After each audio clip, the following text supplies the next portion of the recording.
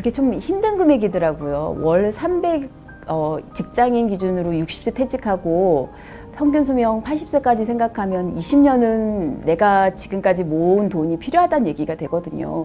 계산해 보면 300만 원으로 20년 노후생활 한다 그러면 1년에 3,600만 원, 20년에 7억 2천만 원이라는 돈이 필요하게 되는데, 아시죠? 다들 직장 다니고 있지만 여유자금으로 현금성 자산이나 지출 가능한 금액이 1억 모으는 것도 쉽지 않은 현실이거든요. 그러니까 저희는 그래서 지금 노후 대비 자금이나 그런 거에 대한 부분으로 적금에 대한 비율을 우선 고정시켜 놓는 걸 저는 첫 번째로 시작을 하고 있고요.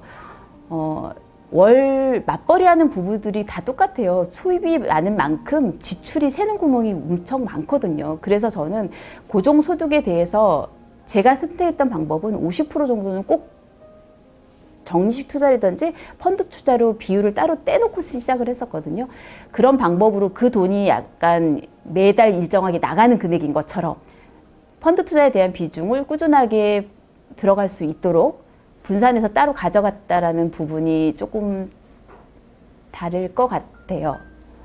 스타일은 비슷한데 방법은 다르다라고 하는 게 맞을 것 같아요. 네, 저희는 각자 관리하거든요.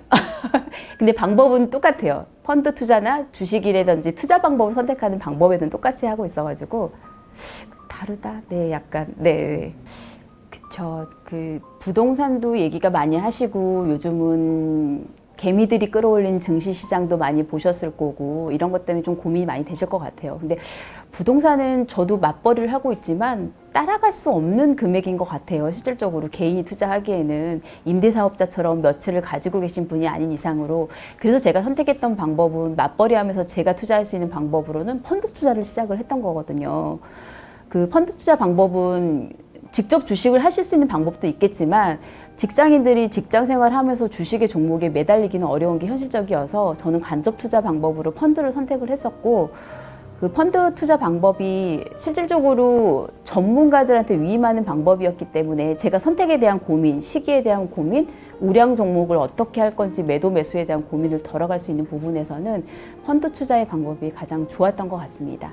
그 중에서 이제 IRP를 가장 투자 방법으로 1순위로 말씀을 드리는 이유가 투자 고민되죠. 성공하시는 투자를 했으면 좋겠고 그 방법이 실패하지 않으면 좋겠다라는 건 누구나 똑같지만 IRP는 투자에 대한 고민을 떠나서 퇴직연금 제도에서 운영을 하는 상품이다 보니까 해당 상품은 상품 구성 내에 예금이라는 상품도 있어요. 투자 상품과 다르게. 그래서 이제 그런 부분을 위험성을 정말 고려하기 싫다 그러면 IRP 계좌 내에 예금으로만 투자하셔도 세액공제를 똑같이 받아보실 수 있는 거거든요.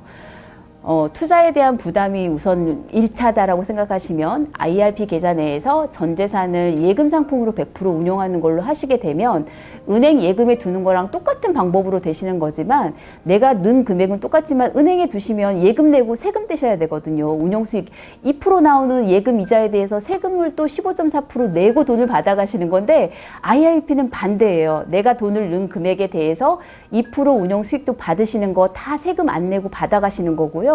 그 금액에 대해서 내가 낸 금액의 700만 원에 16.5%인 115만 5천 원도 세금도 돌려받으시는 거거든요. 그렇기 때문에 IRP 계좌는 느는 것만큼 플러스 혜택이 더 가미되는 상품으로 보셔야 돼요. 그래서 똑같은 상품에 돈을 넣고 2배의 효과를 늘려가는 거기 때문에 IRP로 상품 투자를 권유를 먼저 드리고요. 그게 조금 안정화가 되신다고 생각하시면 그 IRP 상품 계좌 내에서도 위험자산으로 투자도 가능하시고 조금 보수적으로 운영하는 안전형 자산으로도 투자가 가능하신 투자 방법을 병행해서 조금 투자의 방법이라든지 성향에 맞춰서 포트폴리오 구성해보는 거를 장기적으로 만들어 가시는 걸 추천드립니다. 우선은 장기적인 투자가 했을 때 가장 좋은 점은 그런 것 같아요. 그러니까 복리 효과라고 쉽게들 많이 얘기하시는데요. 내가 불렸던 그 자금이 처음에는 100만 원으로 시작을 했던 금액이 이자가 더 붙는 걸 복리 효과라고 얘기를 하는 거거든요.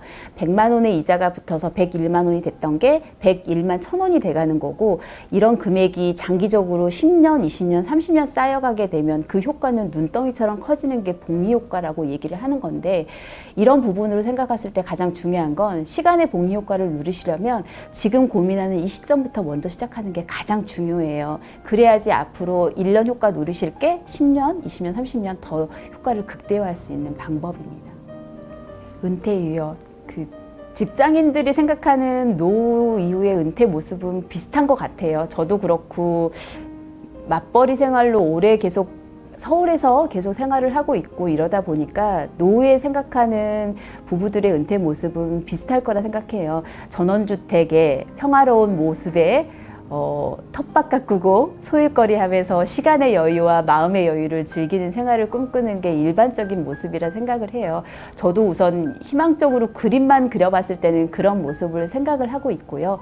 근데 그런 부분에 대한 중요한 건 그 과정이라고 생각을 합니다. 그러니까 그 은퇴 생활을 그런 걸 누릴 수 있는 경제적 기반, 그리고 장소적인 여유, 시간적인 방법, 여러 가지에 대한 플랜을 한 개씩 한 개씩 준비해 가는 과정이 중요할 거라 생각합니다. 은퇴가 그런 것 같아요. 그러니까 저도 취업할 때 어떻게 할지에 대한 막연한 두려움이 가장 큰 어려움이었던 거라고 생각을 하고요. 은퇴에 대한 부분은 하나씩 그림을 만들어가는 과정이라고 생각합니다. 그러니까 내가 노후에 생각하는 삶의 지향점, 방향, 그런 거를 충족시킬 수 있는 경제적인 기반, 그런 걸 한 가지씩 계획하고 만들어가는 과정이 있다고 한다면 준비된 사람한테 은퇴가 막연히 어렵고 두려움의 대상만은 아닐 거라 생각합니다. 글쎄요, 제가 이제 경단녀로 있다가 다시 취업하게 되면서 이제 일에 대한 생각도 되게 많았었고요. 여러 가지 질문이나 그런 거에 답변을 달면서 생각을 해봤던 게 막연하게 생각했던 은퇴를 제가 조금 하나씩 정리해보고 쉼표를 찍었다라는 느낌인 것 같습니다. 실질적으로 저보다는 이제 연장자인 제 남편이 먼저 은퇴를 먼저 할 거고 고민이 조금 더 많더라고요, 본인이. 그런 부분에 대해서 한 가지씩 생각했던 부분이 맞는지 틀린지 가는 과정을 돌이켜볼 수 있는 계기가 됐다라고 생각을 합니다. 네. 아직 은퇴 기간은 아직 제가 조금 더 어린 후배에 해당하겠지만 시작하는 시작점에 있는 사람으로서 제가 금융권에 있어서 조금 도움이 드릴 수 있는 이야기를 드리고 싶었습니다. 네. 도움이 되셨길 바라고요. 그러니까 제가 지금 사무실이 되게 바쁜 상황이었어요. 그러니까 연말 시즌이 되게 바쁠 때인데 이렇게 나올 수 있게 사모님이 흔쾌히 허락을 해주셔가지고 제가 좋은 시간 가졌던 것 같습니다. 은퇴를 준비하는 모든 분들이 성공적인 투자 방법을 선택해서 풍요로운 은퇴 생활을 누릴 수 있는 기반이 되셨으면 좋겠습니다. 감사합니다. 안녕하세요. 너하나의 은퇴학교입니다. 오늘은 여러분들께 특별한 제안을 드리고자 이렇게 영상을 찍게 되었습니다. 자, 오늘 그 특별한 제안은 바로 이런 겁니다. 우리가 50대 살다 보면 사실 참 속에 답답한 일들이 많아요. 그런 이야기를 함께 나누어 주실 분들을 모집하려고 합니다. 살다 보면 일단 50대쯤 되다 보면 직장에서 직장 상사하고의 갈등 문제, 남편하고의 갈등 문제, 시부모님하고의 갈등 문제, 자녀들과의 갈등 문제, 친구 사이의 갈등, 속 터지는 일들 너무 많거든요. 하지만 우리는 사실 그 얘기 못하고 살았거든요. 그런 이야기를 들려주면서 누군가의 얘기를 듣고 누군가가 또 공감을 받을 수 있고 누군가가 위로받을 수가 있거든요. 그런 이야기를 함께 나누어 주실 분들, 여러분들을 모집하고 있습니다. 누구나 다 여러분이 갖고 있는 그 작은 이야기를 듣고 정말 한 사람의 인생이 바뀔 수도 있습니다. 여러분들의 의견 마구마구 기다리고 있겠습니다. 정말 특별하다면 괜찮은가요? 정말 특별하지 않아도 괜찮습니다. 그냥 살면서 누구나 다 그 답답한 거 있잖아요. 제가 말씀드렸지만 직장에서의 일들, 친구와의 일들, 남편과의 일들, 자식과의 일들, 시부모님과의 일들, 이렇게 속 답답한 일들, 그런 거 경험했었던 거, 그때 나 어떻게 했다, 뭐 이런 이야기를 들려주면 사실 그런 위치 또 그런 상황에 있는 사람이 듣고 되게 공감받을 수 있을 것 같아요. 그래서 평범한 사람들의 평범한 이야기 여러분들과 같이 나누고 싶습니다. 그다음에 50대 이후로 음. 많은 분들이 창업, 창업. 자영업을 많이 하시잖아요. 그렇죠. 이분들의 이야기도 많이 듣고 싶어 하시는 분 많은 것 같아요. 많이 있죠. 저희가 최근에 이제 한 두 군데 다녀왔잖아요. 네. 예. 그래서 이제 막 50대 창업하면서 어떤 계기로 하게 됐는지 네. 하는데 뭐가 힘들었다. 그리고 이런 거는 주의하면 좋겠더라. 네. 하다 보니까 또 알바생이 너무 힘들어. 네. 또는 이게 또 임대료 문제 뭐 이런 것도 힘들어하는 사람 있잖아요. 네. 또 이거 아내가 안 도와줘 뭐 이런 얘기 있죠. 그래서 자영업 하면서 힘들어하는 얘기들 있잖아요. 그리고 또 너무 좋아요 이런 얘기도 있잖아요. 그래서 우리 50대 분들의 자영업을 시작하면서 즐거웠던 일, 잘 되는 일들, 힘들었던 이야기 나눠주시면 새롭게 또 그 일을 시작하는 사람들에게 도움이 될 것 같고 그게 또 우리가 은퇴학교가 추구하는 거기 때문에 자영업자 여러분들 시작하면서 어려운 일들, 잘 됐던 일들, 그럴 때 어떻게 해결했다 이런 이야기를 나눠주시면 새로운 분들에게 희망과 용기가 될 것 같습니다. 그래서 이제 정리해드리면은 50대 50대. 평범하게 살아가시는 그럼요. 분들의 이야기를 네. 하고 싶으신 분들이나 그렇죠. 50대 은퇴하고 나서 자영업을 해보니 이렇더라. 이런 말씀 나눠주실 분들을 그렇죠. 모집하고 있습니다. 네네. 여기에 대해서 인터뷰를 해주시면은 은퇴 전략가님께서 직접 인터뷰를 해주실 거고 그렇죠. 은퇴에 대한 다양한 상담 전략도 물론이죠. 같이 나누는 네네. 시간 갖도록 하겠습니다. 네.